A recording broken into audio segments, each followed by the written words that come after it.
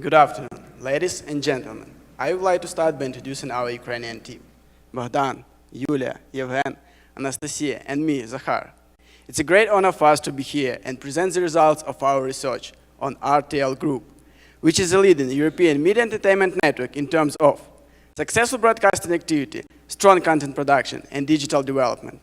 We issued a buy recommendation with a target share price of 87 euros 28 at our local final. However, the recent macroeconomic changes in Europe and the latest financial results made us update our analysis. Thus, we came up with a target share price of 99 euros 31, with 1 year holding period return of 31%, 20%. Now I will start with business description. RTL Group is a leading media and entertainment network which benefits from wide broadcasting reach, strong content production, and expansion of digital segment. German media corporation Bertelsmann holds 75% stake, while 24% of equity is free float. RTL Group is listed on 3 stock exchanges: Luxembourg, Frankfurt, and Brussels. RTL Group competitive business model focuses on 3 main pillars: broadcast, content, and digital. Firstly, it owns 52 TV channels and 29 radio stations. Secondly, it distributes content to over 200 countries. Thirdly, having over 36 billion online video views, RTL is among top 5 in the world. RTL Group has leading audience shares in Germany, France, the Netherlands, and Belgium. Moreover, the company has launched 2 new channels in Asia as part of a joint venture with CBS Corporation. As a result of industry consolidation, the production subsidiary Fremantle Media is represented globally. It operates in 4 directions: production and distribution of feed formats, exploitation of its brands, and digital promotion. The digital pillar of RTL Group includes video on-demand services, over-the-top television, multi-channel networks, and programmatic online video advertising platform. RTL generates revenue from pay and free-to-air channels, licenses, and program rights, as well as subscription-based video services and online video advertising sales. Take a look at the company's revenue structure, where advertising holds about 60%. Due to this structure and progressive strategy, by 2019, about 5% growth in EPS is expected. Now back to Zahar for industry overview. Entertainment and media is a mature and cyclical market where global companies are dominant. This creates incredibly high barriers to entry. Media industry is expected to grow sustainably over the next 4 years. The fastest growing and attractive are Asia-Pacific and Latin America markets. Advertising plays a key role in the media industry and represents 58% in RTL's revenue structure and 71% on average among peers. General downsides and upsides in the economy cause corresponding fluctuations in the ad market. Well-diversified revenue structure enables company to overcome general weaknesses. For instance, in 2012, due to launch of new TV channels and increased revenue from content production business. Nowadays, E&M is going through radical transformations, where networks are being exposed to the following industry trends. First, digitization. Digital will become the main driver of the global media market. Second, media fragmentation. Number of specialized channels has increased over the years, requiring more differentiated content. Third, time-shifted television. The growing popularity of video-on-demand services changes the approaches of ads delivering. Fourth, multi-platform TV.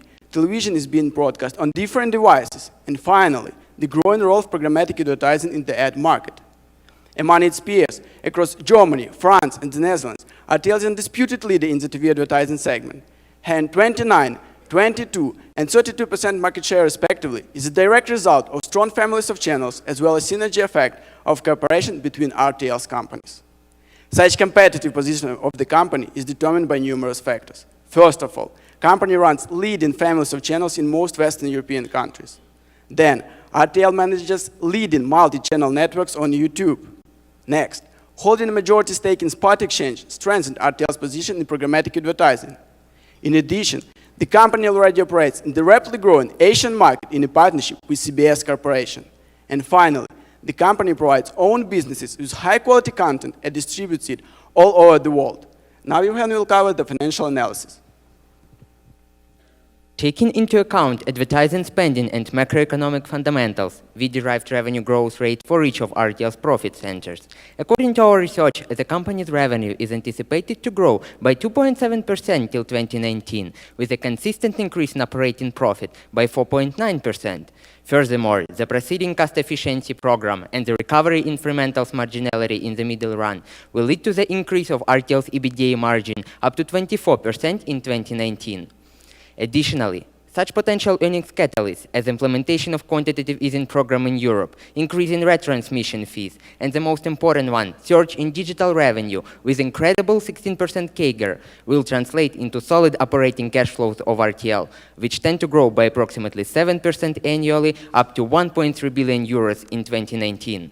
Moreover, RTL benefits from geographic diversification, with main cash generation areas being Germany, France, and the USA.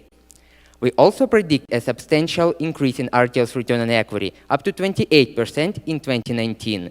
That will be mainly driven by a considerable rise in financial leverage. Other ROE drivers are 1.4% improvement in net profit margin and a growth in asset turnover.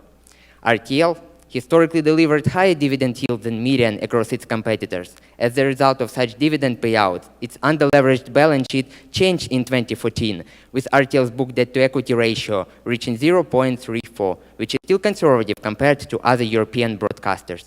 And lastly, ladies and gentlemen, thanks to its strong cash generation capabilities, the group is able to sustain financial flexibility, which allows RTL both to fund its growth strategy and provide substantial cash returns to its shareholders. And now moving on to valuation with Anastasia. To derive our target price, we applied both DCF and relative valuation approaches. DCF analysis is based on free cash flow to firm forecast and captures both intrinsic value and growth prospects of RTL. We applied different WACC measures for 5-year and residual periods due to changes in RTL's capital structure. By 1.5% terminal growth rate and corresponding WACC, we have arrived at a share price of 97.18 euros. In comparison, we also implemented bull and bear scenarios, which incorporate the most extreme cases of advertising market developments. Market-based methodology was used as the basis for sum of the parts valuation and general peers. We based our sum of the parts approach on peers analysis for each profit center, using 2-year forward multiples. Derived EVs and share price from PS multiple have been weighted on each profit center's share of revenue. With the sum of all parts, we have arrived at the share price of 92.57 euros. Selecting appropriate P group for each profit center is a challenge, so that we applied only 30% for sum of the parts valuation, while 70% for DCF, and got a target share price of 95.80 euros. The P group for general peers is represented by public European broadcasting companies with TV channels in their portfolio. They are ProSiebenSat.1, TF1 Group, Sky plc, ITV plc, and NRJ Group. Using forward EV to sales, EV to EBITDA, and EV to EBIT, we have arrived at a corresponding range for our target share price. Now Bogdan will cover risk analysis. We have distributed the key risk factors across the following categories: market risks, legal, operational, and financial. Macroeconomic fluctuations are the primary market risk factor for RTL. A correlation of 94% between ad market spending and GDP indicates potential for losses during a declining cycle. The launch of Netflix in Western Europe has the highest probability of losses at 80%. Fortunately, this risk would be more harmful to our competitors, ProSiebenSat and TF1, due to differing target audiences. Negative exchange rate differences for RTL's content division Fremantle Media should be minimal as a result of a 70% correlation and a sizable US dollar appreciation against euro in 2015. Political risk for RTL Group is represented by tensions between Russia and Europe, Islamic State activity in the Middle East, as well as policies of European governments, which affect the share price in both ways. By applying the probabilities of losses and gains to each scenario, we received a 3.51 euro increase, arriving at our final target price of 99.31 euros. To confirm this price, we applied a Monte Carlo simulation. The research has shown that our target price is close to the average values of the distribution and is highly credible. To sum up, sustaining a solid position on the European market, gradually shifting to digital operations while having strong financials, the support of its main shareholder Bertelsmann, as well as stable growth, brings us to our final conclusion, a buy recommendation. Thank you for your attention. Questions are welcome.